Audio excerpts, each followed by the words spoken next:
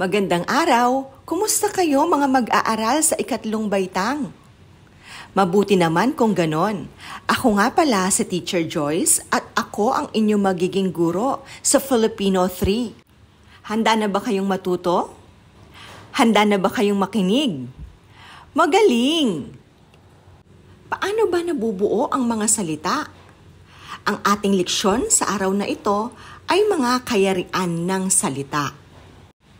Ang mga layunin sa ating pag-aaral ay una, mapagyayaman ang talasalitaan sa pamamagitan ng pagbubuo ng mga bagong salita mula sa salitang ugat at paghanap ng maikling salita sa loob ng isang mahabang salita.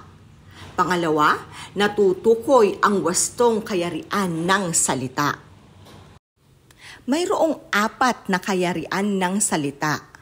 At ito ang ating pag-aaralan sa araw na ito.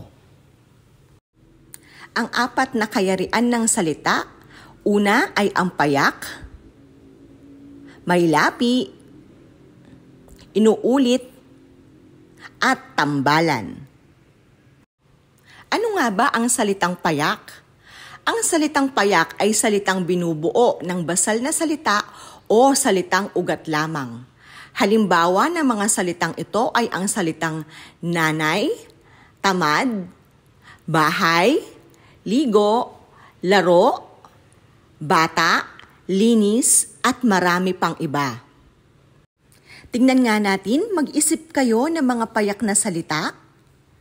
Mahusay! Ang pangalawang kayarian naman ay ang may lapi.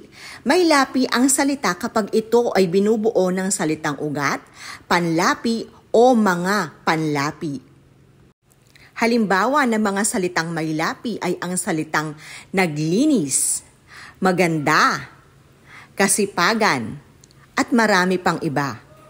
Sige nga, kayo naman magbigay kayo ng mga salitang may lapi. Magaling! Ang pangatlong kayarian naman ay ang inuulit. Ang inuulit ang salitang binubuo ng pag-uulit ng isang bahagi ng salita o ang buong salita.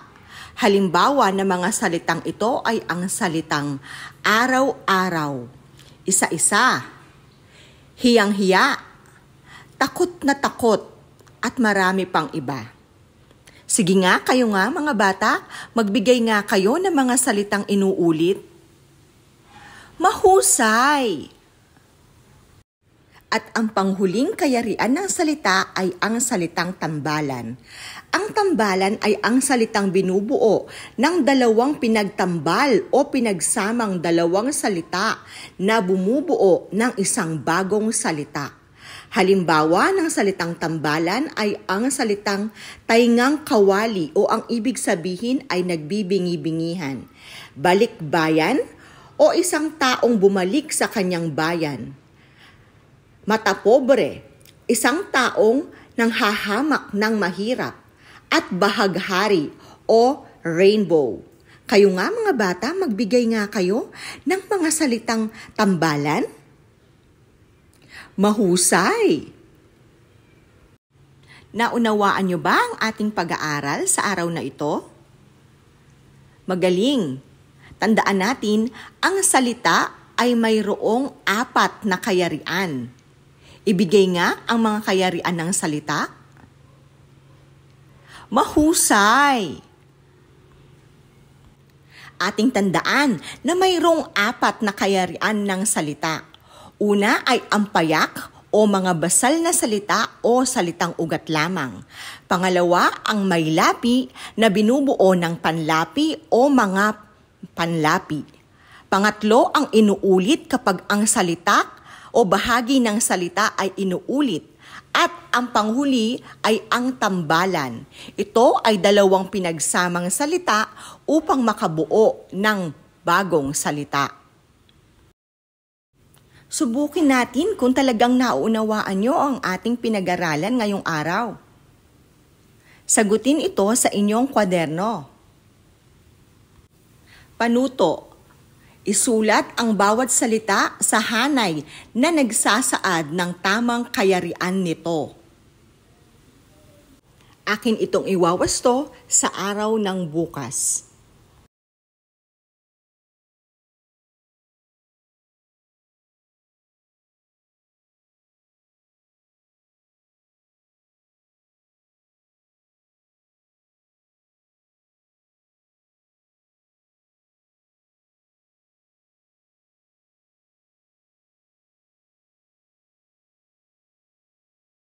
Naway may natutunan kayo sa ating pag-aaral.